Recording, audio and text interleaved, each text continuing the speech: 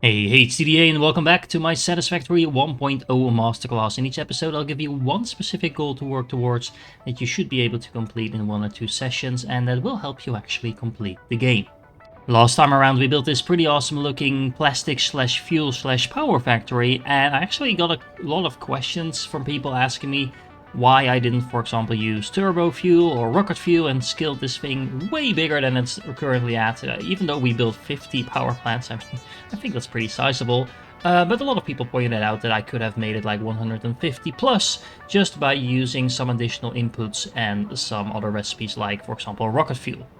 And I do want to emphasize that there's no reason to not scale up the factory as large as you want to make it. If that's what you find fun, then by all means, go ahead and do it. But I am very intentional about keeping my builds to the point. I do scale things up because I do want to automate pretty much everything in the game.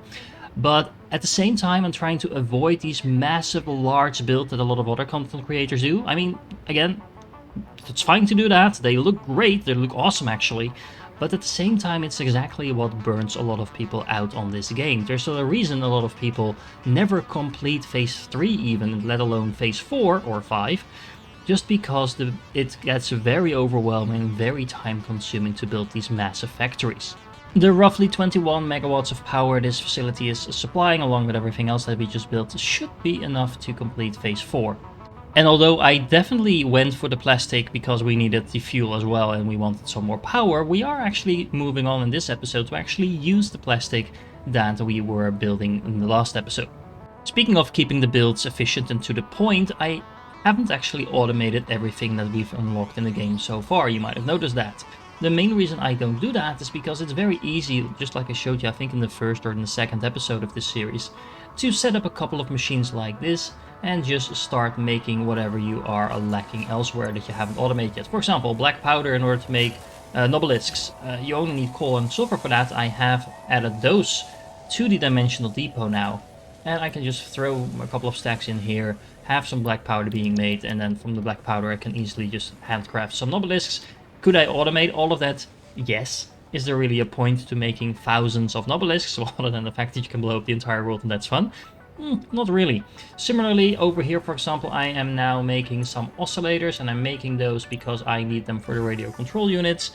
You need these to unlock some of the technologies in Tier 9, and don't worry, we will actually automate this in a next episode or something like that. But for now, I'm just getting a head start, putting some machines to work, because I already have all of these other things in production. I might as well start making some of the advanced materials while I am building my other factories. Anyway, do you need to do this? Definitely not. Do we need to get to the point for this episode? Yes, we do. Before we get into the larger build we're going to do this episode, there's a tiny little addition that I want to make to the aluminum factory. Specifically, I want to make use of this train we have driving around over here and actually utilize the back part of the station. We're bringing in 2 quartz units over here, but that's actually a little bit of overkill. I want to start bringing in some silver here as well. For those of you that are playing along, there's actually a silver node over here that is fairly close to where the quartz is as well, so it's pretty easy to connect that to the train station we already have in existence. Or you can just add another line to this and have the train drive a little bit further, but honestly I would recommend just building a belt for this. For what we're going to do to the aluminum factory, we don't actually need that much sulfur, but I figured if I'm building a node anyway and there's not that many sulfur nodes around the map, I might as well overclock it and bring in as much resources to my main base as I can. If you make any changes to your stations, make sure you keep track of what wagon will be transporting what on both sides of the station, because otherwise your things are going to go on the wrong belt, and that's a nightmare. But as you can see, I am now transporting the quartz in the 3rd wagon only, or 2nd wagon, depending on which way you count. And I am bringing in the sulfur now on this belt over here. I have a nice little belt going all the way over there with a little bridge over there. Look at that. Again, I would recommend keeping your belts and things looking a little bit clean as well, just makes it look good when you walk around the world. Meanwhile, back at the aluminum factory, we now have the silver coming in. It's going to go all the way up and then over here into the factory on the far side. Meanwhile, back at the aluminum factory, thanks to me wanting to add something to it, I noticed that my entire aluminum production was grinding to a standstill, and that was because my silica belt was stuck. So if you're wondering what's going on over here, I'm basically offloading all the overproduced silicon into the sink so that everything else should be starting up again soon. Anyway, in the meanwhile, we're just going to be adding 2 buildings to this thing. Now, I do recommend building that at whichever side of your factory the casings are coming out, because you're going to need those too. But for the moment, all we are going to do is add a refinery, add the sulfur to that, add some water to that, and then make some sulfuric acid. Now, if you followed my exact aluminum build that I showed you before, then you do want to make sure you add in another pump to the mix, because the 4 that you had before won't be cutting it by themselves. And then the last machine we're going to be adding to this factory is a blender. We're going to be making some batteries in here, which we are going to be making from that acid that we're now producing, along with some of the overflow of the aluminum solution from the rest of the factory and the casings that we're producing in this factory as well. So we have these 2 items already in production over here, so we're just adding the sulfuric acid to that to make some batteries. However, as before, we're also producing some water. Now, the blender is actually going to be producing less water than the refinery that we just built needs, so you can recycle the water, but again, you need to make sure you do that correctly. So make sure that the new water from the pumps is going to come in from the top, so that this bottom line is being prioritized, so you can always get rid of the extra water that you're producing before you're adding in new water to the system.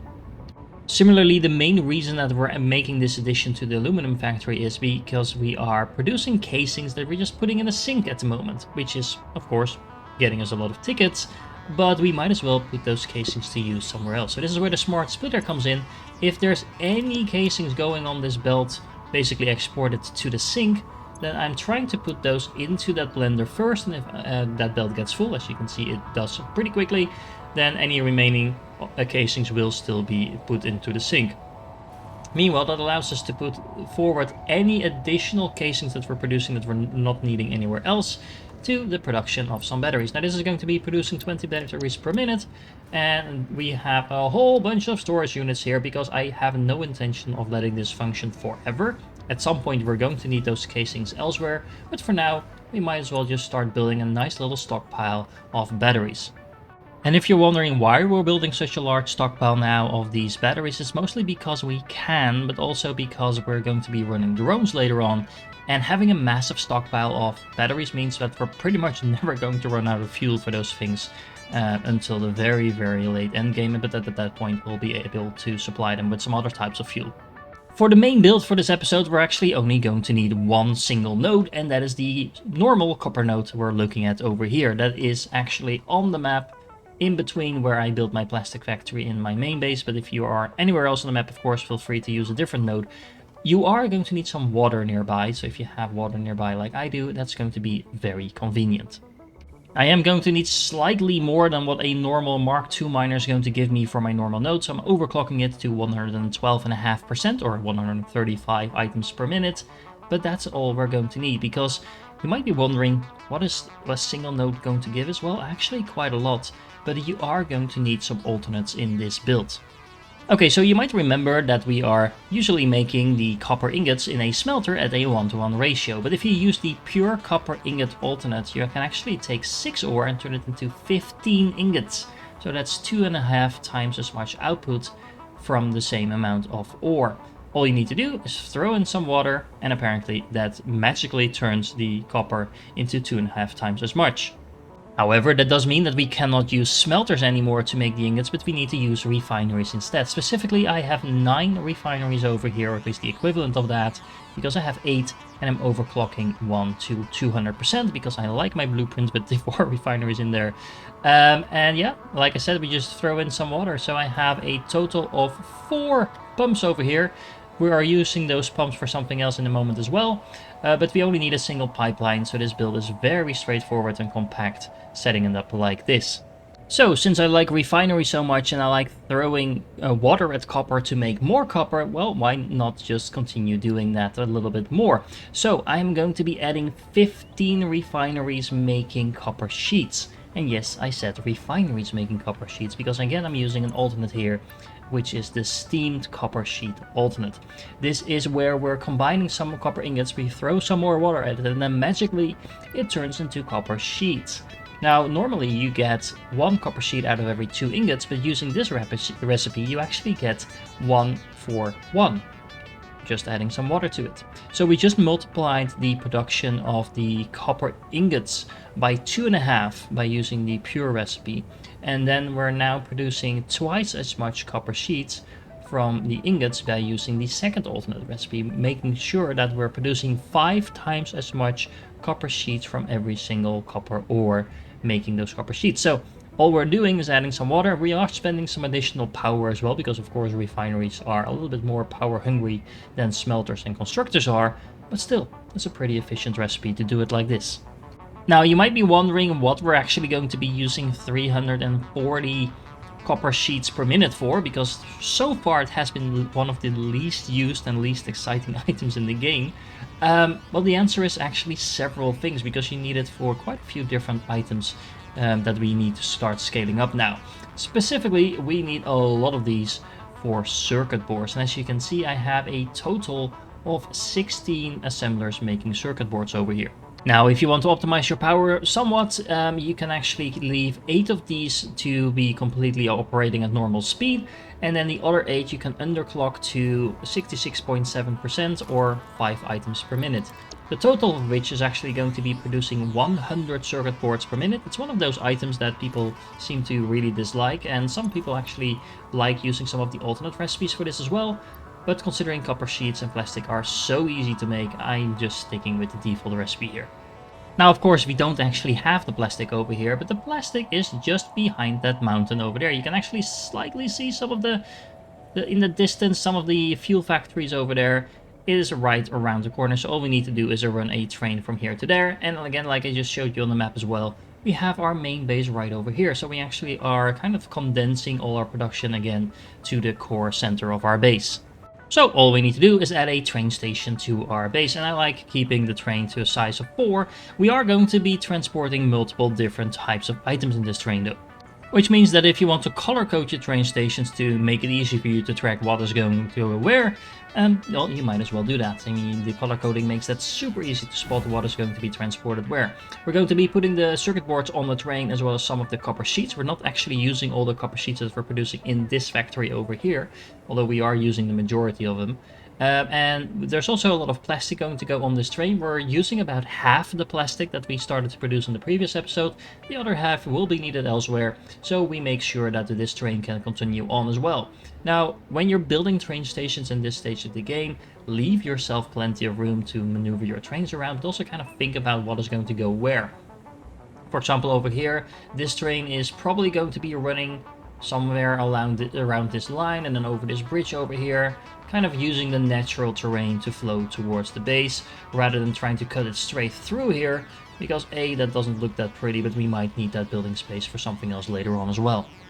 As I mentioned before, I really like running my trains through the natural terrain without using foundations. It looks really nice and clean. But I definitely do recommend that you build your stations on top of foundations though. Also, make sure you use some storage buffers in order to make sure the materials keep flowing as efficiently as you can in and out your stations. And on top of that, speaking of stations, I do not recommend building more freight platforms than you actually intend on using. So even though this train has a size of 4, I'm using 2 empty platforms for the 2 wagons that are not going to be unloading or offloading anything at this station anyway. Remember that each freight platform does actually take up power, so building ones that you don't actually plan on using is just going to drain your power unnecessarily. And there you go, we have the plastic arriving at our new build. The circuit boards will now be starting to be produced, and as I mentioned before, I always use my logistics floor with a 2 foundation height, and part of the reason for that is that I can actually fit a storage unit underneath. So you can see it fits exactly in between the logistics floor, making sure you don't necessarily need to keep your storage units connected to your trains on top of the platform. You can also use them below. Also note that unlike most of the previous builds, I'm not actually adding any dimensional storage to this build, because we're not producing anything that we haven't already automated and put into those dimensional depots before. And there we go, we are now starting to load lots of circuit boards on the train, which is going to be super useful in the next episode where we're going to need all of those. I started out this episode rambling a little bit about not needing to build large factories, and I think this is a perfect example of a build that, for me as a player, really keeps me engaged and doesn't make me want to, I don't know, throw my computer out the window after a little while. It's a small build. It actually does give you quite a bit of progress. We massively scaled up our copper sheets and circuit board production, which is a large step actually towards the completion of phase 4, even though it might not feel like it right now. And we're doing all of that by using a single normal copper node. I mean, how awesome is that? All of this production from this single node and some water added to that. As a side note, take note of this location as well, because honestly this is a very interesting location. There's this cave over here. If you go down this cave, I recommend that you arm yourself if you have the creatures set to hostile, because there's a lot of nasties in there, but there's also some very useful resources in there that you might want to take advantage of if you're not playing exactly one-to-one along. But there's also a lot of iron and coal over here, so this is also a perfect facility to set up, for example, another steel facility if that's what you want to do. Of course, don't forget to add some nice touches to your facility, make it look a little bit more professional and more realistic with some pillars, making sure that the platform is supported and things like that. But that, again, doesn't take a lot of time, and it does make a massive difference in how your factory looks. Scaling up all of this production takes a little while, but it's definitely going to be paying off pretty soon, because we're going to be moving on to the Caterium node that is right between this base and the main base over there in the next episode, and all the production that we're going to be setting up there will allow us to complete the first step of phase 4, and that's actually already probably 1/3 of the entire phase, maybe even a little bit more than that. So we're not going as slow as you might think, even though this episode was a little bit on the short side. The reason I kept it a little bit on the short side, because initially I was going to combine it with the production on the Caterium node as well, but it turned out to be way too long to combine all of that in one episode. So I hope you don't mind this one being a little bit short. If you're still here, you're definitely awesome, and I do hope to catch you in the next one.